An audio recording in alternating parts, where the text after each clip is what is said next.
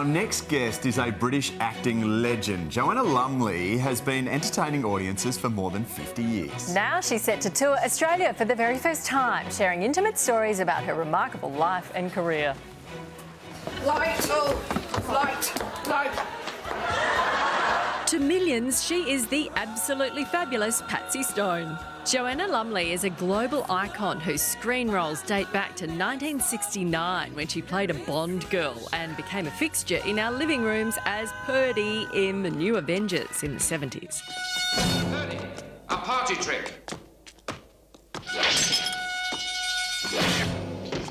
Her travel documentaries are the stuff of legend. I feel I've come into another world now.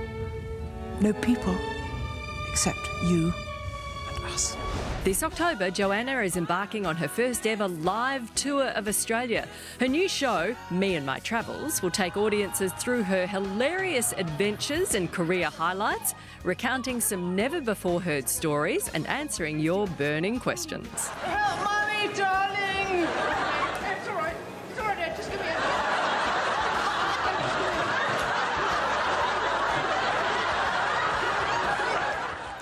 And Dame Joanna Lumley joins us now from London. Good morning and welcome to Sunrise. Good morning. Thank you for joining us. You've visited Australia before, of course. This will be your first ever tour. I have. How excited are you? Oh, I can't tell you how excited. It's going to be in October, but it's actually going to be bits of my life and lots of my travel shows and stuff I think will entertain you. And as I can never stop talking anyway, but I love Australia so much. I've been to Sydney, and I've been to Melbourne, I've been to Brisbane, I've been to Perth. I've never been to Adelaide, but now I'm doing that big five, and I think we're playing a couple of nights in each. I love listening to you and what you have to say, and your life story is phenomenal. But it's so good that the audiences will be able to sit down and hear it all. Plus, they can ask you questions. They can actually submit their questions to you and you'll answer them live on stage. If you had a question about yourself now that you've got that life experience, what would you ask yourself? Oh my God, why? Why? And that was a very long answer. It's just literally why? What are you doing, woman? What do you think you're doing? What are you up to? I don't know. I never had any sort of ambition, you know. I'm sure I never had a sort of a goal in life except just not to work in an office. That was one of them. And not to stay still at doing one thing for too long. That was another. And also to be Prime Minister and a brain surgeon. Then I realised acting could encompass all these things. Ab-Fab was, I just see pictures you're showing. Oh, we're doing, Jennifer and I are meeting up next week to talk about it. Looking back on that, when you do meet up, what will you say? Like, will you say, I mean, they couldn't even make it now, could they? You'd get cancelled, wouldn't they?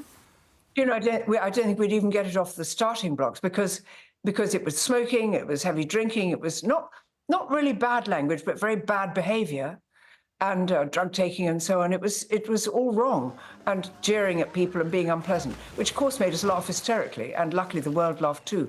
But now it's gone a little bit prim and they don't want to do that. So you were a tomboy who grew up to be a Bond girl. It was the swinging 60s. Tell us about what it was like working with George Lazenby on a Bond film. Do you know, he was the sweetest man. He was Australian. He was a really good-looking model.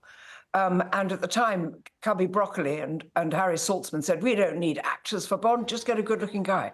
So he was pitchforked into it.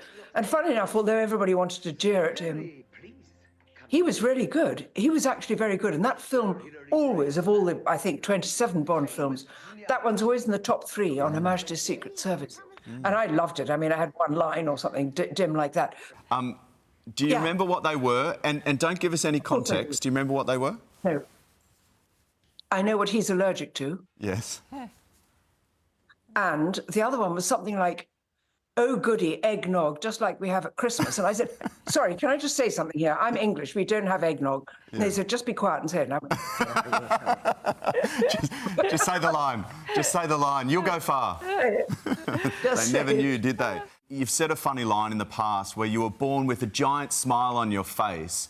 You were always the light of your family's life and you were always positive. Tell us about you as a little kid.